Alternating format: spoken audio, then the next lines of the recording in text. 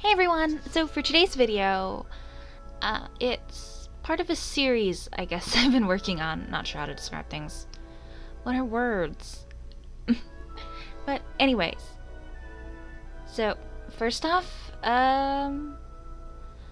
this particular painting is some flower fairies dancing, or just fairies, I guess, dancing on some primrose with a very simple background. And again, it's part of a series that I've been working on of a bunch of them. Some of them will be posted to my Tumblr at this point in time. Some of them I have posted to Instagram / will have posted by the time this video posts. And links to that below, as always, including my Patreon, which is new and weird. But background time! So, we have what I have come to realize is actually a pretty decent amount of conventions around here. Pretty much any type of convention you can find one within an hour of where we live.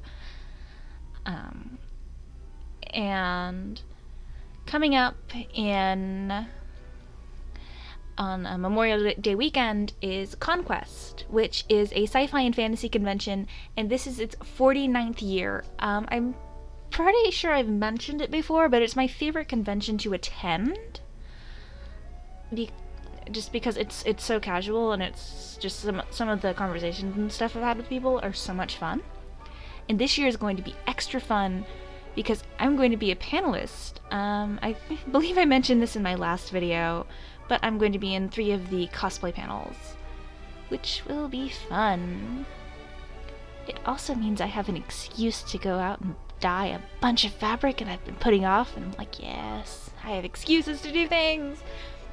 But instead of having like an artist alley, they have dealers, and they have an art show, which is, you know, you pay a certain amount and you go and you get to display your art, the whole thing, and have some of it for sale. And while I could do this the easy way and just figure out some stuff I already have finished to bring, or just bring canvases that I've already have wired, for some reason, about 3 weeks ago, I discovered that this year, instead of doing that, I'm going to do a collection of flower fairies, based with and all of the flowers that are in with them are either wildflowers that show up in Kansas, or, you know, fairly common garden flowers that I've seen around / we have in our backyard. Just, you know, because I like having a, you know, personal touch with that. And oh look, I forgot to edit this part. Oh well. Anyway, so this one is the 6th one that I've done, and it is Wild Primrose, which I actually don't know if it's... I actually don't know where Wild Primrose will grow, but, you know, some people have them in their gardens, so it totally counts. Yes, definitely counts. And it's, I think, the largest out of all of the ones that I'm doing. Because, you see, for all of these, instead of just doing them in a standard print size, what I decided to do was go to Savers, it's a thrift store, and get a bunch of old-looking frames. And so they're pretty much just sized to whatever that frame may be.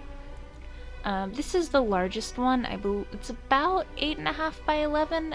No, I think it's like 8 by 10. I think somewhere around there. Yeah, somewhere around there. But most of them are a fair bit smaller than that, just because I didn't want to deal with any of the backings that tend to be glued down on larger frames. These are easy, I can just pop them out. They're just picture frames, it's great. I think the smallest is a 6x4, though I think I got a smaller one on my last trip because I just didn't have enough to fill out the 2 panels that I got to my satisfaction. So I also, because of the frames, I was going for a certain feel. Sort of a weird mix between like old photograph and weird old bestiary and like, you know, old weathered bestiary. So for this one, I just added in, you know, water and let it pretty much just water stain the very simple background some. For the others, I've just taken purples and browns and sponged around the edges to make them look aged. And in two of them, I actually just took a lighter to them because you get to burn things, and that's always really fun. But for this one, I decided to keep it fairly simple just because it was so large, compared to the other ones. Along with the painting, I kept it fairly simple with just 2 or 3 layers as opposed to what I'll normally do if I have larger watercolor pieces of, you know, like 12 to 20. Yeah. But this paper is actually really fun. I do not know what brand of paper it is because it was it was Hobby Lobby. I couldn't remember where we got it from first, but it was over hiding in the Hobby Lobby clearance because there were 2 sheets of it that had a giant dab of metallic purple paint gluing the 2 together, so they were like $2 for these 2, like, I don't know, like 32 by 40 something sheets. So I don't know what type of paper it is. I don't know what brand of paper it is. It was not marked beyond the clearance tag, but it's really, really, really thick, and it's really nice. The way it absorbs the paint, I just really, really like this paper. And I need to figure out what it is so I can obtain more of it. I mean, I still have a giant sheet and a half, but I'm like, what is this paper? I need more. But yes, I will, when I am done with all of them, definitely do a post of all of them together on my Tumblr when they are done.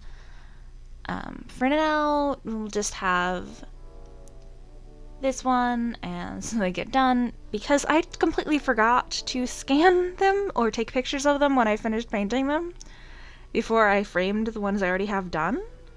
So now I'm just like, I don't want to take them out of the frames yet. Oh, and also, here was the final stage of aging. I just kind of took some brown and flicked it all over just to get it a little bit more age. Decided to keep it simpler on this one. And yeah, here's the finished piece. As always, thanks for watching, and I have links to all my social media below.